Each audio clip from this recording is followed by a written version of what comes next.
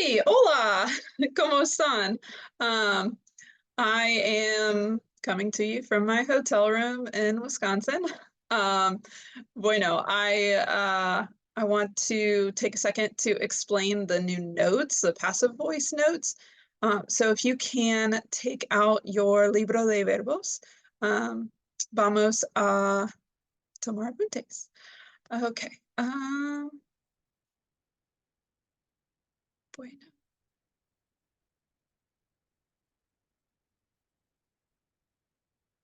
Let's see. Okay.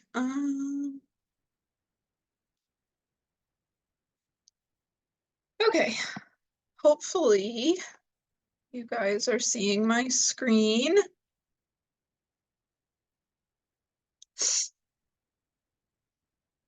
Okay, so we are going to be doing the passive voice with Sarah. This is actually not a new tense. This is a just like a different way of speaking, really. Um, so it might seem like a new tense, but it's not. We're not learning any new conjugations or anything. It's just like another way of constructing a sentence. While you're getting your notes out, good job to the girls basketball team, Neely and Peyton and Anna. The refs were terrible and that was awful, but you guys did great and can't wait for next season. So woohoo. Okay, let's see.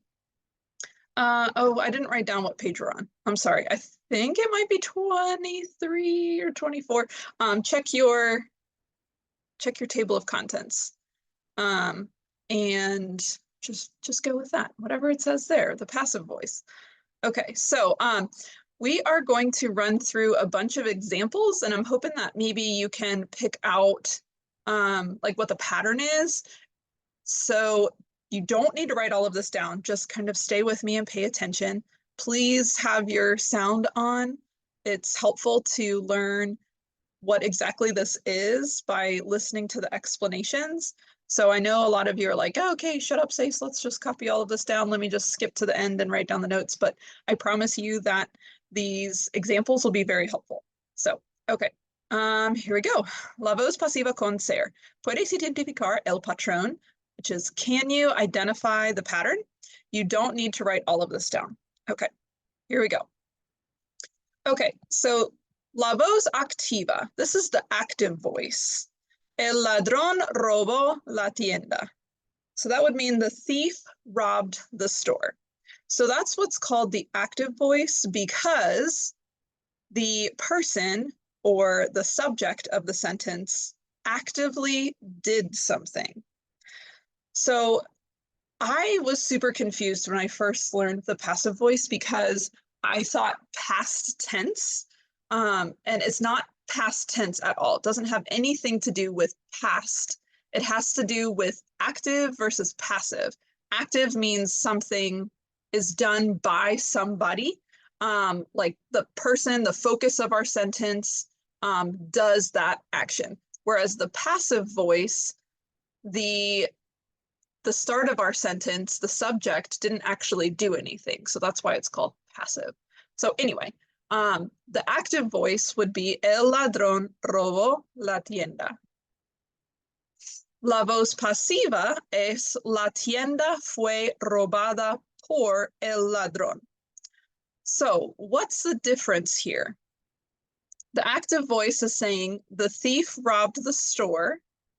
The passive voice is saying the store was robbed by the thief.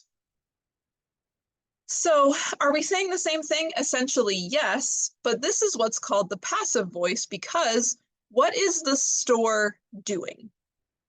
Nothing. It's just sitting around and then it was robbed. So the store, the subject of our sentence didn't actually do anything. So what we're doing is kind of taking our normal construction of a sentence and reversing it. So putting the person that did the thing last versus first. So that's what makes it the passive voice. So here, let's look at another example. La voz activa. La policía cogerá al sospechoso. So in English, the police will catch the suspect. So this is the active voice. Why? Why is this the active voice? Answer that question for yourself.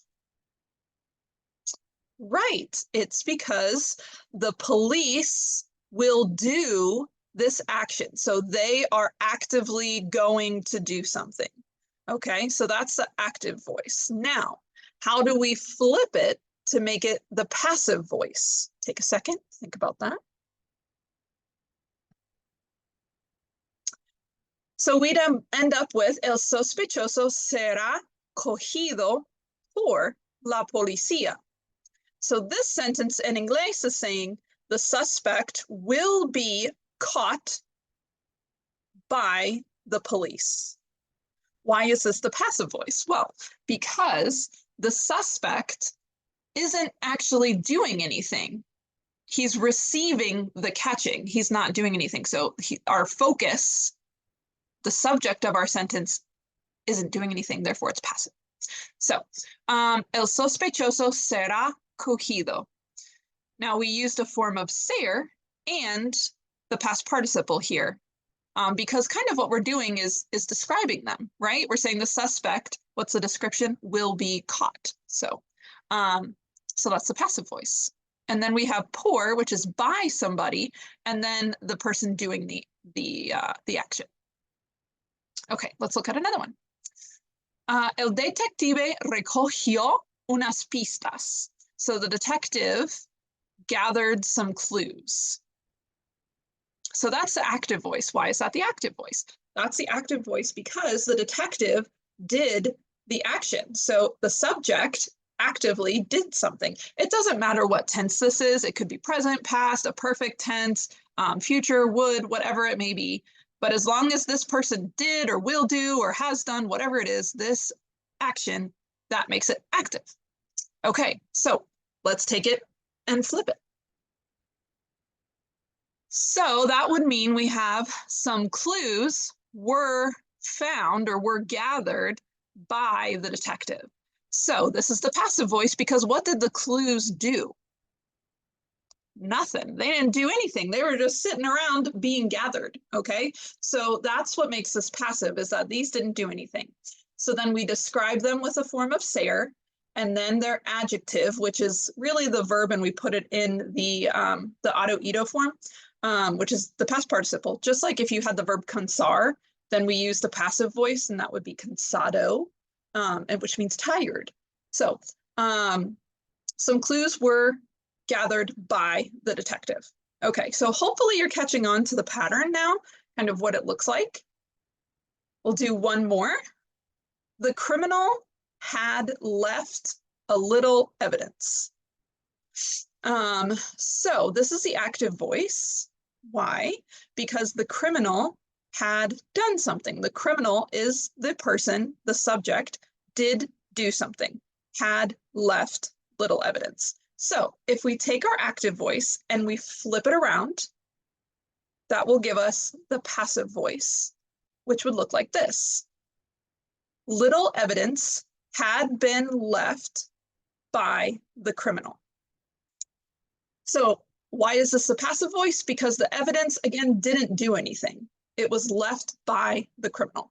So, and notice here, we can have any tense of ser. Here we have, this is the pluscuamperfecto of ser, which is the had done. So había sido, and then we have another auto-ito. That's okay because they're technically, remember, not verb tenses. They're not conjugated verbs. An auto-ito or a past participle is not a conjugation, so they can occur back to back. That's totally fine.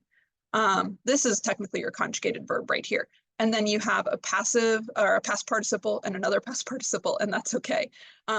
This one's coming after ser, so that makes it an adjective now, which is why it dejada agrees with evidencia. So if you've made it this far, thank you so much for listening. All right, so here's the actual notes. All right. Oh, it is page 23.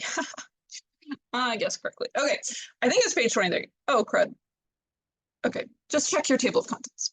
Okay, so here are the notes. La voz pasiva con ser se forma con una forma de ser y el participio pasado. In inglés, the passive voice with ser, I'm saying the passive voice with ser because there's another way to do the passive voice, which we'll get to next week. But anyway, the passive voice with ser is formed with a form of ser and the past participle. So it will look like this. Oh, también, en este caso, el hado ido, the past participle, concuerda, agrees con el sustantivo. So the past participle agrees with the noun. So here we have los carros fueron arreglados. That means the cars were fixed. Again, that's the passive voice because what did the cars do? Nada. They didn't do nothing, okay? They were just sitting around being fixed. Now, we have our form of ser, which could be any form, and then we have our description, and it matches the cars. So los carros fueron arreglados. Just like anytime we have an adjective after ser, it has to agree. Like if we said the girls are tall, we'd say las chicas son altas. We'd have to make it agree. It's the exact same concept here. So we have to make arreglados agree with carros. Okay. The next one. The girl had been threatened. La chica había sido amenazada. So this is our form of ser. I tried to color code. Ser is in green. And then the past participle matching the noun. So la chica había sido, form of ser, amenazada. So it's describing la chica. So the girl had been threatened. And then finally, las víctimas serán entrevistadas. So the victims will be, form of ser, interviewed. Now, often we'll have by somebody, which is por. La tarea fue calificada por la señora 6. So the homework was graded by Mrs. 6. Okay, so that's really what there is here. That's all the notes that I have for you. So that is the passive voice with ser. Yeah, that's it. If you have any questions, please email me, and I would be happy to answer them. I think that's all I have. Okay, well, I miss you guys. I hope you are being good for the subs, and I will see you on Friday. Adios.